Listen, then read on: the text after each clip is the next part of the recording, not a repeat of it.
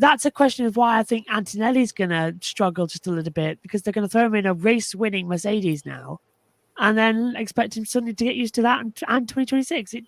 It doesn't seem fair. And this perfectly links into our next story, because a driver who would have been suited to go to Mercedes has gone to where you would have put Antonelli, because Williams Racing have signed Carlos Sainz to a 2-year contract with options to extend beyond 2025. Now, Sainz replaces Logan Sargeant in the driver lineup next season as Alex Albon's new teammate. Now, he admitted the driver market has been very complex this year for various reasons, and that's why it took him so long to decide his future. However, he added that Williams is the right place for him to continue his F1 journey, acknowledging the ultimate goal of bringing Williams back to the front of the grid. Now, team principal James Vowles said signing Sainz is a strong statement of intent, adding this shows the belief many have in the organization's ambitious desires to field a competitive team once again. A graphic courtesy there of Williams Racing. Now, I saw a TikTok earlier on of a Peter Kay concert. He was saying that, when you were out for a dinner at a restaurant and the waiter's come saying, "Are you having a nice time?" And you go, "Yes, it's absolutely fantastic. Absolutely fantastic." And they put it as Sainz being shown around the Williams. And he goes, "Yes, absolutely fantastic. Best ever, best ever. Absolute bleep hole." Is when he walks away. And I think that's honestly what I would be thinking. He had the pick of the litter and he's gone to Williams. So do you agree with Vowles that landing a talent like Sainz is a good sign that Williams may be on the rise up in the next few seasons? Yeah, Josh. This is a very interesting move by Carlos Sainz. I know we'll get a little bit more into that in a moment, but if you're team principal James Vowles, you have to be extremely excited about your driver lineup the next couple of years, locking down both Alex Albon, who's going to be returning to the team, and adding a driver of Carlos Sainz's pedigree as well. I think that definitely is a huge confidence booster for the entire Williams Racing organization. And for the last year or so, we've been hearing the team principal making these comments, about how the ultimate goal is to bring Williams back to where they used to be, back towards the front of the grid, being competitive instead of, being at the back of the F1 grid. I know Williams has been working really hard, last couple of years trying to get back towards the front, but it's really been an uphill battle. But they have a lot of investors who are spending chunks and chunks of money for the future, mostly around this new rules regulation package coming in 2026 and seeing where they can go. I know Alex Albon's already talked about how Williams may sacrifice 2025, so next season may not be that great for Williams. It'll be really hard for Carlos Sainz, where you're up there battling in the points of getting decent results with Ferrari right now. And next year, Carlos Sainz may be at the very back of the grid. He may be pushing as hard as he can, but the car just won't have it, which is obviously be very frustrating for him. So it seems like this is a move that Carlos Sainz has made, more about the future. And for the sake of Williams, considering all the people they brought on board, the amount that they're investing in this 2026 car, for their sake, I really hope they come out swinging in 2026 to at least be in the midfield to make a huge jump in performance. Because if we get to 2026 and Williams is still, towards the back of the grid, it's going to be extremely disappointing, because there seems to be a lot of morale surrounding this team. Although, not really having the best season here in 2024, I think the Williams future could be extremely bright, and they have all the tools in place to be on the rise in the next couple of seasons. We just have to wait to see how this turns out. Yeah, I mean, let's not forget he won in Australia in March. Wasn't that long ago, Carlos Sainz. Interesting move, I feel like. I wasn't sure he'd go back to Alpine, because of course he was there when it was a Renault. But there wasn't really, apart from Mercedes, and obviously the more this has rumbled on, the less likely that is of it happening and doing a straight swap with Lewis, that was going to happen. So in an election year, in both Kobe's side of the Atlantic and ours, Josh, what was in the Williams manifesto that they passed to Carlos Sainz and went, "Here you go, sign this"? Because seems like a it seems like a bit of an odd decision for a race winner from this year to jump to the second to third worst team on the grid, depending on where you put them in front of or behind Haas. So yeah, real strange one. And let's hope for Carlos's sake that what they are promising for 26, trying to get my years right there, is going to be a huge step forward for Williams. And it would be great to see them back fighting, where they, as a team that has won championships, I think it's been a very long time, and races back towards the front of the grid. Sainz and Albon is a very good team combo. I feel like that's going to work really quite well. Shame for Logan Sargeant, obviously, to end up losing his seat, which we've kind of, perhaps, and we talked about it a lot at the end of last year, thought may happen at the end of last year and it'd be a one and done for him, but he managed to cling on for one more season. But against Albon, it was always going to be tricky. And now Alex will have Carlos coming in to muscle his way into that team and try and shape it around him, especially as you mentioned, Josh and Kobe, heading towards the regulation change in 26. The one thing I would say about all of this is Williams currently have the best lineup to offer something different and a challenge to the one and only Adrian Newey. Mm-hmm. Now, if he does go there, that could be quite a little nugget of information, couldn't it?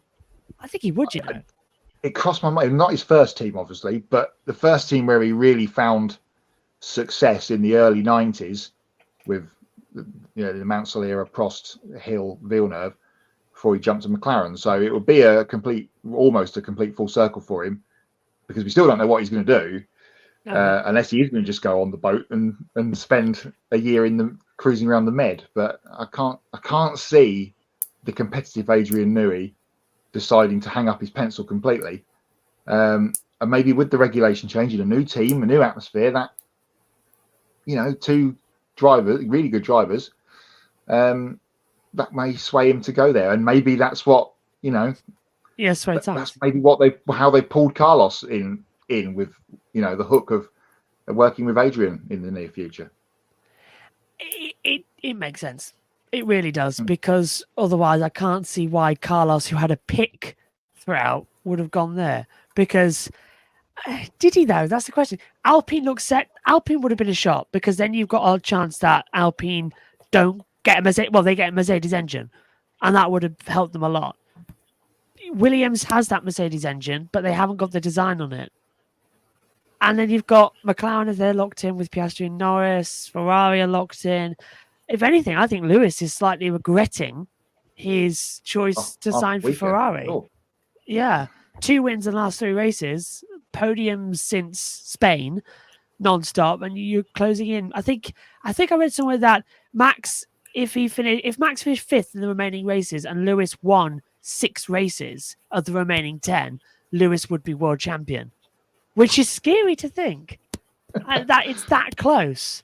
And Max may be looking slightly ahead, but he hasn't won since June. I know it was a month ago. Yeah. No, was it? No, Canada. Spain. He won in Spain. Was it Canada? I thought he won Spain. Which one came before or after? It was around then anyway, he won. Yeah. Whichever one came afterwards. But yeah, he hasn't won since then. And when we go back to Zandvoort, it'll be 2 months. So it's scary. The last 4 races have also all been won by Mercedes power engines, which is really scary. Hasn't happened since 2020. Not even 21. Lewis never got 4 in a row like that. It was Spain. It was Spain. Excellent. Thank you. I couldn't remember which way around they were. They've muddled it up again with that calendar. But yeah, so that's going to be fun. I mean, do we think that Max is going to win the Drivers' Championship? 90% yes. Yeah. Do we think they're going to win the Constructors? No. Have everybody made a mistake with the driver lineup that they're going forward? Yes, that's my take. Now, you might remember on last weekend's episode of Grid Tonight, we talked about the internal issues with the Audi F1 project and how frustrated they were to miss out on signing Carlos Sainz. Now, as we've been talking about, with Ferrari choosing to move on from Sainz in favour of Lewis Hamilton, Sainz was dealt a difficult situation in the 2025 driver market. There was a slim chance that he could land at Mercedes or Red Bull on a short-term deal, but Alpine, Sauber, Audi / Williams as well, they all were the most realistic options going forward. 2025 may not be a good year for Williams, but they're optimistic about building more competitive cars in 2026, as we've discussed. The possibility of Adrian Newey joining the team as well going forward, the possibility as well of some stronger aerodynamic changes going their way for 2025. But with the new regulations beginning, Sainz is coming on board also means that Logan Sargeant's F1 career comes to a likely end. I don't think anybody on the grid is going to take him. So did Sainz make the best possible decision? This is the ultimate question I'm coming to you after given those facts. Or do you think he should have considered taking a sabbatical from F1 in 2025? And also, for Logan Sargeant, is it IndyCar or bust? I think for Sargeant, that looks the most likely option for Logan to go back to the States and take up an IndyCar. Although he did have a little dabble in some prototype racing before going back to F2. So he has some prior experience of that. So we'll have to wait and see what happens. The other F2 driver I was thinking of that didn't make it to F1 and probably should have was Frederick Vesti from our conversation. It was just come back into my brain, who's now in LMP2. On Sainz, he wasn't left much on the table, as we've just been talking about. It was either Alpine, Haas, or Williams, or take a break. And not many people have taken a break and come back and done well. Hulkenberg, you could say, probably is the last person to have a bit of time out and come back, and that was during the old C19 days when he was rushed back in. Do you remember at the Nürburgring late at Force India and did really well, and suddenly everyone went, "Oh yeah, remember Nico Hulkenberg? He used to be quite good," and now he's off towards Audi, Formula Le Mans winner, of course. So he did that. Mika Hakkinen is still on a sabbatical, don't forget, former world champion. He's never retired. He's still on a sabbatical, so that may still, Mika Hakkinen may be still coming back. No, I joke, obviously. It's Hakkinen. It is Hakkinen. Thanks, Murray. Sainz, a sabbatical for Sainz? I don't think so. He would like, if he was going to do that, I'd step away from Formula One. He would go WEC, I feel like, and tie up with a manufacturer there. And we talked about the potential of another one perhaps coming in on the show last week with the old Multimatic news of Seb Priaulx. So there's still things rumbling away in the background for people, but he's chosen Williams. He wants to stay. And as I said previously, I think that's a really, really solid lineup with Carlos and Alex there at Williams for next year going forward. Yeah, for sure.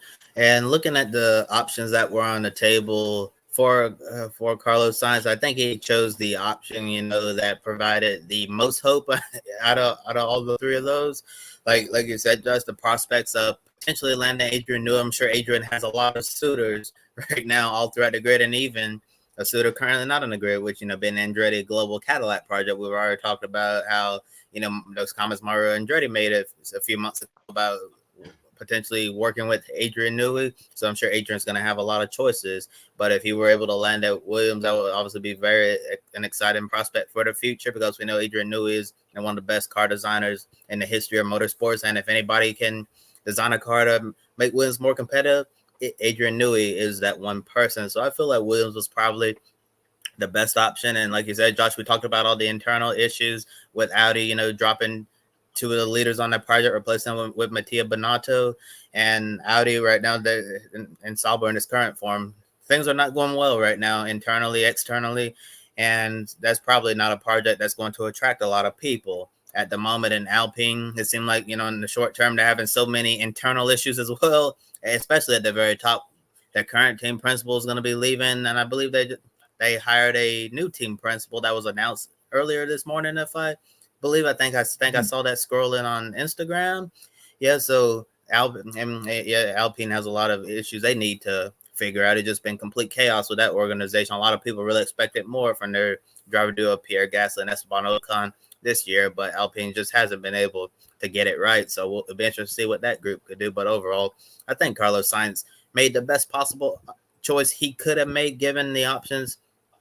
out there. But like you say, Matt, take a sabbatical from F1. Sometimes you think you're leaving for a while and you don't know if you'll ever make it back, or you try to come back and it may not go as well. And you mentioned Nico Hülkenberg taking a sabbatical from F1 and coming back. Also remember Fernando Alonso took a sabbatical as well, and then he came back, and Fernando ran, I believe, 2 seasons in the World Endurance Championship with Toyota Gazoo Racing, end up winning Le Mans, had a lot of fun during his downtime and returned to Formula One.